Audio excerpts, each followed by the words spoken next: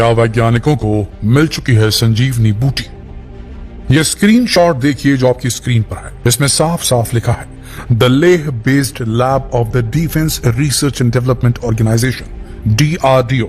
जी हाँ दोस्तों, DRDO वो भारतीय संस्थान जो कि भारत को बेहतरीन मिलिट्री टेक्नोलॉजी देता है। DRDO का एक लैब जो है वो लेह में, लद्दाख के लेह में, और यहां पर ये कोशिशें कर रहे हैं एक वंडर प्लांट जिसके बारे में कहा जा रहा है कि इन्होंने संजीवनी खोजी है।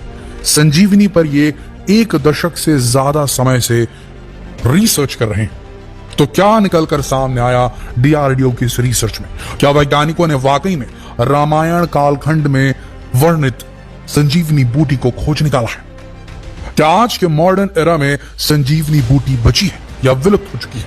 क्या है असलियत, जानेंगे इस वीडियो में। दोस्तों, पूरे भारत में मात्र एक ऐसा गांव है जहां पर हनुमान जी की किसी भी भक्त की एंट्री वर्जित है। यहाँ पर हनुमान जी का ना कोई मंदिर है, ना ही इनके बारे में कोई भी वर्णन या जिक्र करना इस गांव के लोग बर्दाश्त करते हैं। हम बात कर रहे हैं द्रोणागिरी गांव की।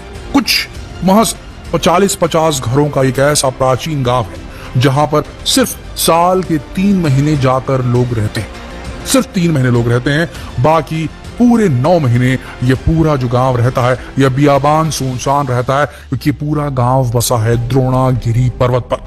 वही द्रोणागिरी पर्वत जहां से ये वर्णन मिलता है रामायण में कि हनुमान जी ने द्रोणागिरी पर्वत का जो टॉप है, जो ऊपर का शिखर है, उसे तोड़कर वो लंका लेकर गए थे लक्ष्मण जी की मूर्छा को दूर करने के लिए, क्योंकि ये मानना था कि द्रोणागिरी पर्वत के शिखर पर मौजूद थी वो अलौकिक औषधि जो रात की रोशनी में जगमगाती थी, और उसके अंदर इस प्रकार के मिराकुलस चमत्कारी गुण थे कि वो मरे हुए को भी जिंदा कर सकती थी।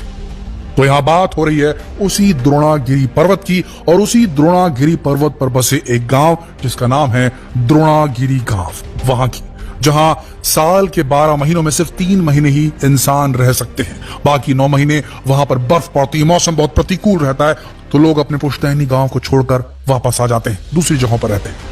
ये वो गांव है दोस्तों भारत के अंदर जहां पर हनुमान जी का कोई भक्त एंटर नहीं कर सकता। हनुमान जी की एक तस्वीर आप अपने मोबाइल पर नहीं दिखा सकते इन लोगों को, अन्यथा आपको पूरे गांव से निकाल कर बाहर कर दिया जाता है। मान्यता यह है कि रामायण कालखंड में जब हनुमान जी ने द्रोणागिरी पर्वत के शिखर को तोड़ दिया था तो इससे वहां के लोग नाराज हो गए थे। वहां जो लोग रहते थे वो इस पूरे पर्वत को, द्रोणागिरी माउंटेन को, द्रोणागिरी पर्वत को अपने देव के रूप में पूजते थे, और इन गांव वालों का यह मानना है कि हनुमान जी ने पर्वत को तोड़कर ठीक नहीं किया, और इसीलिए वहां पर हनुमान जी के न भक्त ना ही हनुमान जी की किसी भी मंदिर को वहां बनाया जाता है। आपको बता दें दोस्तों, ये कहावत चलती है, किंवदंती है, ये लेजेंड है उस गांव के लोगों का कि उनके पुरखों ने, जब हनुमान जी द्रोणागिरी पर्वत पर उतरे थे, तब उनके पुरखों ने रास्ता दिखाया था संजीवनी बूटी का, और तब जब हनुमान जी वहां पहुंचे तो वो कंफ्यूजन में चले गए। उन्हें समझ में नहीं आ रहा था कि इस पर्वत पर कौन सी संजीवनी बूटी है, क्योंकि संजीवनी बूटी चमकती है ये उन्हें फीचर बताया गया था, पर उस पर्वत पर तो अनगिनत इस प्रकार की जड़ी बूटियां थी जो जगमगा रही थी। उन्हें यह पता नहीं चल पा रहा था इसमें से कौन सी बूटी जो है वो संजीवनी बूटी है। समय कम था, इसीलिए हनुमान जी ने उस पर्वत के, द्रोणागिरी पर्वत के शिखर को ही विखंडित कर तोड़ करके वो ले गए थे लंका की ओर, लेकिन ऐसा करने से वहां के लोग काफी क्रोधित हो गए थे। सबसे बड़ी बात यह थी कि द्रोणागिरी पर्वत जो था, जो देव के रूप में जिसे पूछते थे वहां के रहने वाले द्रोणागिरी के लोगों का, वहां के उस गांव के लोगों का ये कहना है कि जब हनुमान जी ने इस पर्वत को खंडित किया तो उसके श्राप से जो उस गांव में रहने वाले लोग थे, उन्हें सिर्फ परिवार में एक ही पुत्र का कई पीढ़ियों तक ऐसे ही चलता रहा, और इसी वजह से उस गांव के लोग हनुमान जी को अपने गांव के अंदर प्रवेश नहीं देते। तो दोस्तों, अगर हनुमान जी का इस गांव में पहुंचना सच है, अगर वाकई में वहां संजीवनी बूटी थी, और आज की तारीख में अगर देखा जाए तो द्रोणागिरी पर्वत उसका नाम है, और वहां पर उसकी जो शिखर को आप देखेंगे तो ये फ्लैट टॉप है, इसका जो टॉप है वो फ्लैट है, जैसा कि किसी ने उसके शिखर को हटा दिया, तो क्या वाकई में ये जगह वो है जहां पर संजीवनी बूटी पाई जाती है? दोस्तों, आपको बता दें, हिमालय पर्वत श्रृंखला जो है, यहाँ पर कई औषधि गुण वाले, चमत्कारी औषधि गुण वाली ऐसी बूटियां मौजूद हैं जो कि बेहद दुर्लभ है, लेकिन बेहद चमत्कारी इलाज के साथ है। दोस्तों, आपको बता दें, इसी प्रकार की एक औषधि को खोजने में वैज्ञानिक कामयाब हुए हैं जो कि बेहद करीब है संजीवनी बूटी से। इवन इसका लोकल नाम भी संजीवनी है। साइंटिफिक नेम इसका है सेलाजिनेला ब्रायोप्टेरिस। और आपको बता दें एक बेहद अजीब किस्म की यह औषधि है जिसके ऊपर बॉटनिकल रिसर्च अभी भी चल रही है और अभी भी समझ नहीं पाए वैज्ञानिक की है क्या चीज, क्योंकि इसके अंदर अजब किस्म का डेसिकेशन टॉलरेंस है। यानी कि संजीवनी बूटी जो ये है सेलाजिनेला ब्रायोप्टेरिस जिसका नाम बताया जा रहा है, ये जब पूरी तरीके से सूख जाती है, पानी पड़ने के बाद कई अरसे के बाद ये वापस से पुनर्जीवित हो सकती है। ये इसके अंदर क्वालिटी है।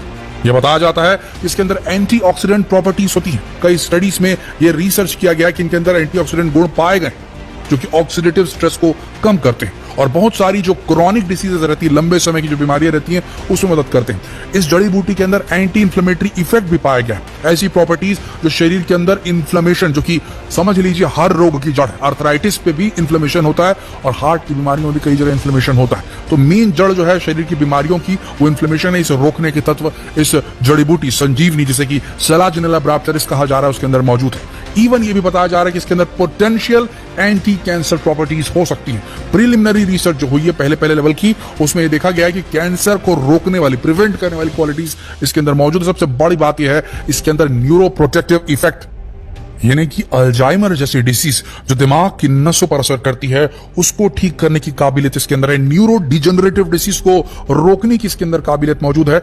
और इवन ये बेहोश हुए लोगों को वापस से होश में लाने के लिए भी इस्तेमाल की जाती है कई अरसे से, बिल्कुल उसी प्रकार से जिस तरीके से लक्ष्मण जी के साथ हुआ था और वो मूर्छित हो गए थे, बेहोश हो गए थे और उनको जगाने के लिए लेकर आई गई थी संजीवनी बूटी। तो क्या ये वही संजीवनी बूटी है? दोस्तों बता दें आपको, लद्दाख के लेह में डीआरडीओ के लैब के अंदर इस बूटी के ऊपर, जिसका नाम हमने आपको बताया सेलाजिनेला ब्रायोप्टेरिस, के ऊपर रिसर्च चल रहा है। इसके मेडिसिनल प्रॉपर्टीज के ऊपर रिसर्च चल रहा है और इसकी कल्टीवेशन के ऊपर रिसर्च चल रहा है। क्या इसका कल्टीवेशन, इसकी खेती की जा सकती है, इसके ऊपर रिसर्च चल रहा है। दोस्तों कई विशेषज्ञों का यह मानना है कि असली संजीवनी बूटी, जिसके बारे में कहा जाता था कि रात के अंधेरे में चमका करती थी, ये हो सकता है आज भी द्रोणागिरी पर्वत पर मौजूद हो, लेकिन आज तक उस पर हाथ किसी का नहीं पड़ पाया है। कोई उसे न देख पाया है न खोज पाया है। सिर्फ किस्से कहानियों में है, अभी तक रियलिटी में उस तक कोई पहुंच नहीं पाया है। लेकिन एक चीज है, द्रोणागिरी गांव के कई लोगों का यह कहना है कि जो लोग वहां बकरी वगैरह चराने के लिए जाते हैं, जो प्रतिबंधित इलाका है उसके आगे तक चले जाते हैं, क्योंकि देखिए जो द्रोणागिरी पर्वत का इलाका है जहां पर यह कहा जाता है कि संजीवनी हो सकती है, उस इलाके को प्रोटेक्टेड रखा गया। तो वहां पर जो लोग चले जाते हैं गलती से, उन्हें कई बार ये देखने को मिला है चमकते हुए इस प्रकार के पेड़ पौधे, हर्ब्स, झाड़ियां मिली है वहां पर। अब इसका कोई भी वैज्ञानिक प्रमाण अभी तक नहीं मिल पाया है कि क्या वाकई में संजीवनी बूटी आज के कालखंड में मौजूद है, क्योंकि रामायण आज से सैकड़ों सालों पहले घटी थी दोस्तों, हजारों साल पहले घटी थी। ऐसी स्थिति में यह कहा जाता है कि संजीवनी बूटी हो सकता है जिस प्रकार से मौजूद थी वो अब विलुप्त हो चुकी होगी, अब वो मौजूद नहीं होगी। लेकिन रिसर्च जारी है, खोज जारी है संजीवनी खोजने की। आपका इस पर क्या विचार है? क्या वाकई में आज के कालखंड में, कलयुग में संजीवनी बूटी होगी? नीचे कमेंट सेक्शन में अपने विचार लिखकर जरूर बताएं। जितना हो सके इस वीडियो को शेयर करें, फेसबुक पर, व्हाट्सएप पर, यूट्यूब पर। जल्द मिलते हैं अगली वीडियो में। धन्यवाद।